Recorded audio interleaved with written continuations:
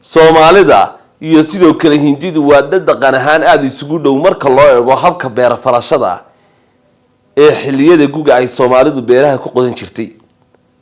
waxa kaaga marxaatiya muuqaalkan idin muuqda waa nin reer miyiga ama reer baadiya oo u dhashay wadanka Hindiya kaas oo dibida beertiisa ku qodaya halkii uu hadda cagaf kaga qodi lahaa.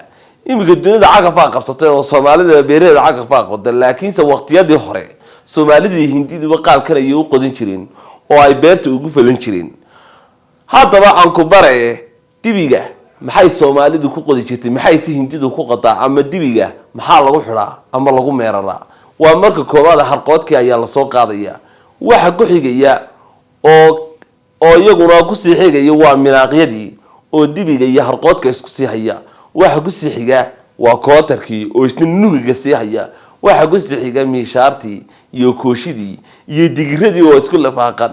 waxa ku sii xiga waa irfidii dheereed ee adabada haysanaysay iyo sidoo kale jaalihii ama ushii dheereed ee dibiga ku garaaci jirtay taas oo u sahlaysa inuu dibigu dhawarshaxleeyo oo si fiican beerta kugu qodo. haddii aanad inta aqoonin oo Soomaali tahay waxaan ku leeyahay wali waxba ka dhiman beeraleyna ma yihid beeraleyda intii soo gaadho ma garanaysa muuqaalka nasiib fogay soo dad badan u gaadho meel fogna ka sii tuur bye bye baan ku leeyahay saaxiib.